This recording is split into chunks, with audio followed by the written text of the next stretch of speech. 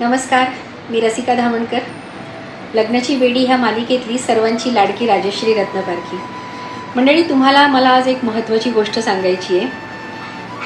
संभाजीनगर येथील महर्षी ऑकल्ट अकॅडमीच्या संस्थापिका आणि सुप्रसिद्ध ॲस्ट्रॉलॉजर डॉक्टर प्रीती पाटील ह्यांच्याशी जेव्हा मी संपर्क साधला तेव्हा मला बऱ्याच गोष्टींचा उलगडा झाला.